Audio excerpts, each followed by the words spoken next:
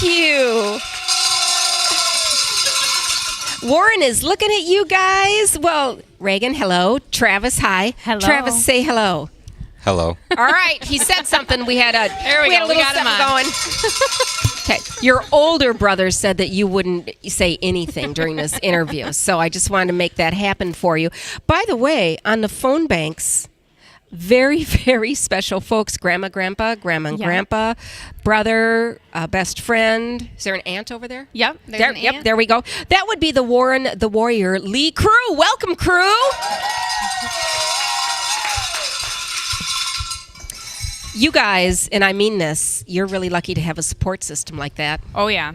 I mean that. Yep. Welcome. Good to see you guys. It's good to be here. Warren's looking good. He is. A year old already. He is. Okay. So let's go back. Oof. Let's All go back right. in time. Let's Are go you okay back. with that? Oh, I yeah. know, because I know. Yeah. I know. So let's start from the beginning. Yeah, start from the beginning. So Warren arrived May 15th, 2016, right? Because we're in year 17. So he's 17 months old now. But he had a rough journey getting to this world. Okay. I was overdue by 10 days, so I actually got induced. I bet that was a long 10 days. Oh, it was. Well, it was. a long 6 weeks probably. Yeah, of course. You know, they give Yeah. you a due date of May 4th thinking, yeah, he'll be here on the May 4th. But nope, that's not how things work, right? So at that point, into the hospital. Into the hospital we went to be induced, and everything was going as planned. Great progression. And then it came to pushing time, which at that point, how long was I in labor for? Probably 32 hours, I think it was. Pushed for 2 hours, and he was actually coming sideways instead of face up or down like babies are supposed to. And he just was not coming. So the surgeon came in and said, you know, if you want to take him, if you want him out, we're going to have to do a C-section, which at that point I said, okay, let's do it. As long as he's safe, he's healthy, you know, I just want him here. And if that's the route we have to go, we're going to go that way. Travis, what was going through your mind at this time? I mean, you probably expected a normal birth, and now you're looking at a surgery. What were you thinking? I was really freaked out, to be honest. I've never seen anything like this before or been through it. You're scared? Yeah, very. Okay. Because there's nothing he could really do for me or for him besides just stand there, you know. Did you felt a little helpless during this whole thing? Yeah, very helpless. And you could see that Reagan is obviously in distress. Yep. And things needed to be moving along. Yes, Okay. I did. All Yeah. right. Yep. So we went into the OR. I had an amazing epidural. I still had movement in my legs, so that was amazing. But then on the, came time, he just wasn't coming out through the incision like how babies are supposed to. So they had to give a little assistance and get him out, and that's when the scary part really started to happen. Once they got him out, the NICU team was on standby because during the whole induction process, he had a bowel movement in, and so they had him there just in case if he had swallowed anything to make sure that all is out and his airways are clean and clear. So they were on standby to begin with, and when he was out, he wasn't breathing and he didn't have a heartbeat for 4 minutes. So the first 4 minutes of his life. Did you know that? No. Okay. I did not. Did you know that? Trav You did. knew it. I Travis didn't knew know this. that. Yes, he knew this, but of course in my head, I was up after, how many hours at Right. this point in labor, so finally, but in my head, I heard him crying. So I think that was the good Lord just saying, it'll be okay, kind of thing. But of course, I turned to him and I said, he's breathing, right? He's breathing. And he made a lie that he says she's going to kill me for and said yes. So in my head, I'm thinking, okay, everything's good to go. And after surgery, they take you to postpartum. He went to actually go see him in the NICU right afterwards, and everything was good to go. He checked out with everything, after they got him breathing and the heartbeat back, everything was good to go. But at hour 5 of his life, the NICU doctor came into our room down in postpartum and said he was having seizures.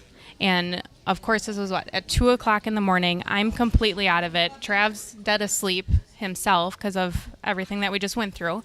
So when we woke up in the morning, that's when reality hit that this was my first baby. My baby was supposed to be in the room with me, and he wasn't. He was down the hall. So got up and went to go see him.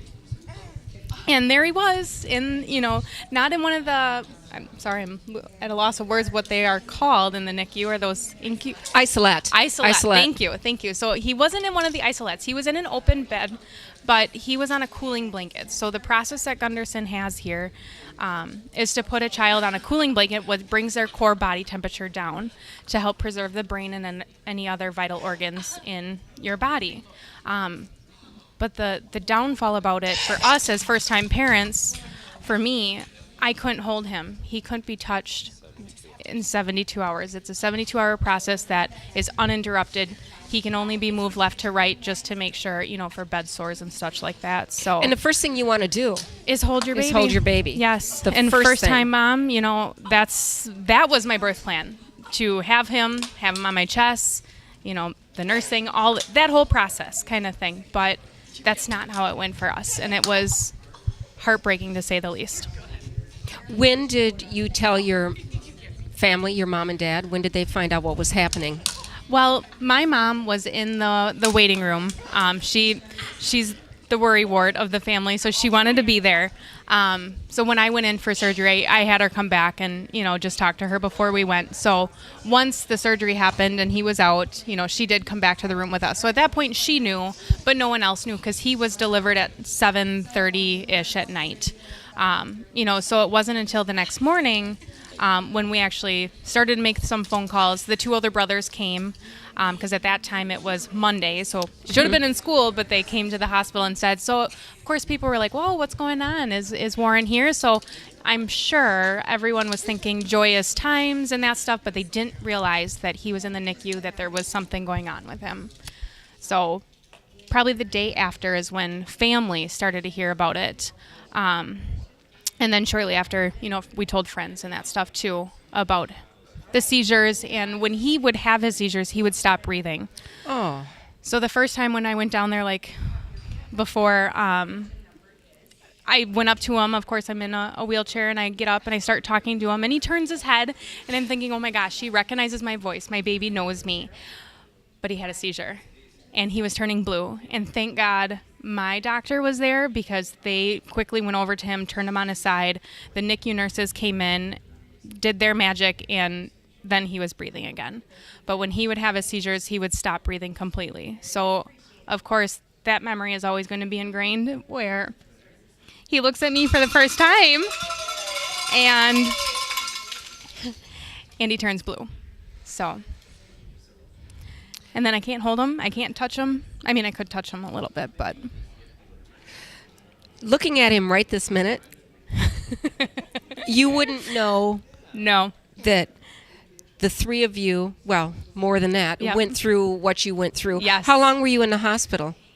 I was in for the 3 days, but he stayed a total of 8 days in the NICU. So in the mornings, we would wake up. We'd get the older boys on the bus to school, because this was still during school.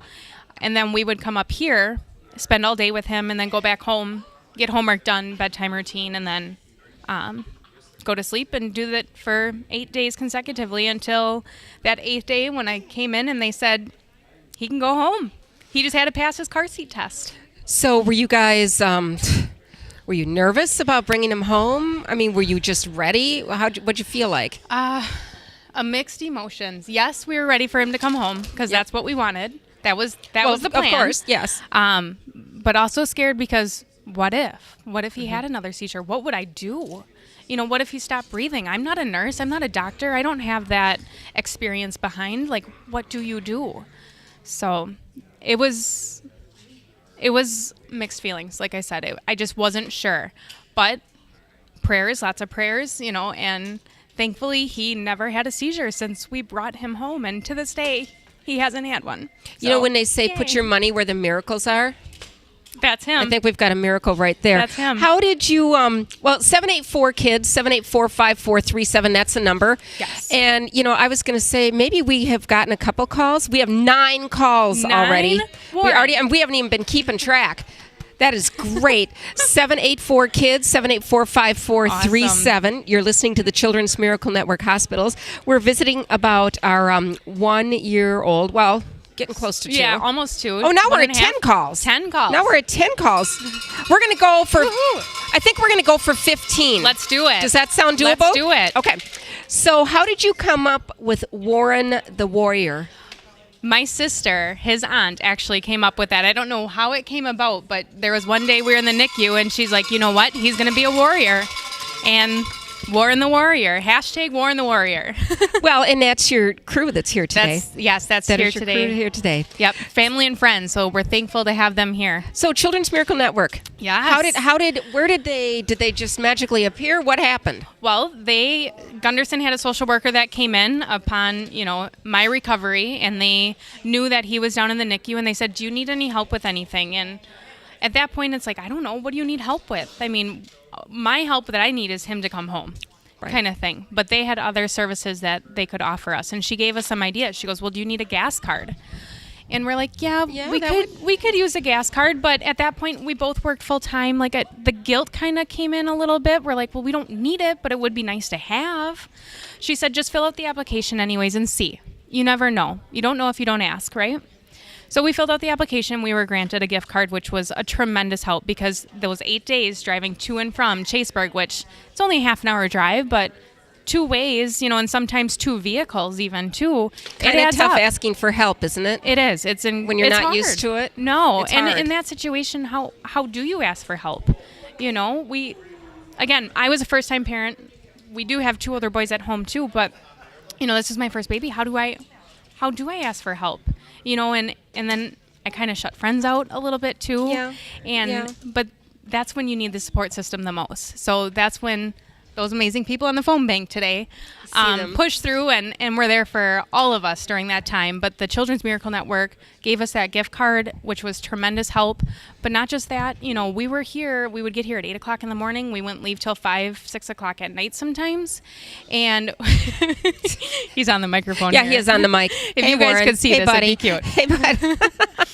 But, we're here for how many hours during the day? The last thing we think about is packing a meal to bring with. Right. So the nurses said, go get a meal coupon and go down to the cafeteria and get yourself something to eat.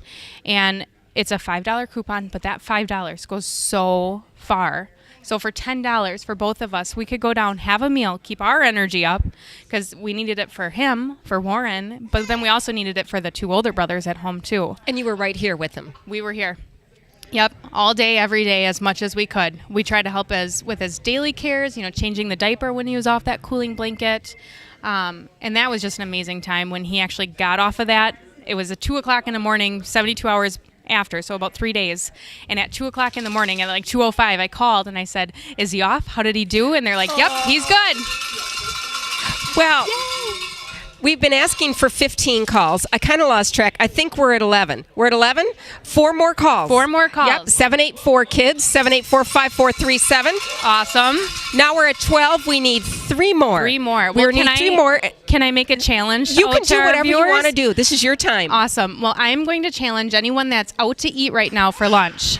If you're out to eat, can you put that money towards the Children's Miracle Network next time? There's 5 days in a week. That's $5. That's 5 meals that a parent could take. So instead of going out to lunch, can you bring your lunch from home and donate that money to the Children's Miracle Network? That is my challenge to anyone that's listening right now that's out to eat or thought about going out to eat. Can you call in instead and donate that money towards the Children's Miracle Network?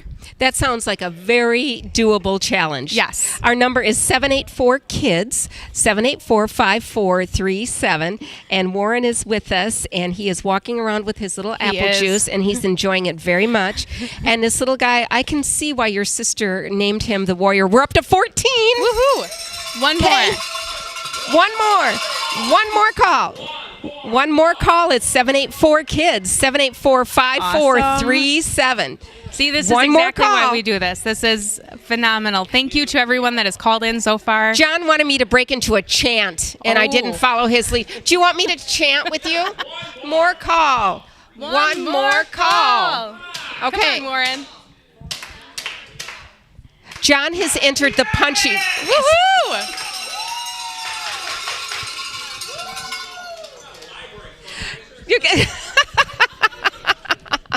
You guys, thank you so much. Thank you. And I think your challenge probably made that last. The phones are still Keep ringing. coming. Even though we've hit 15, we can keep them coming, right? You Get guys that are challenge awesome. going. I'm so glad to see you. I can hardly wait to see you next year. Oh, yes. Please come back. Oh, we most and let certainly us know will. how you're doing. And bring your crew with you, would you? Oh, yeah. Okay. I think they'll come back next I year. think they will too. I think so. You're listening to the Children's Miracle Network Hospital's Radiothon. It's a service of the La Crosse Media Group.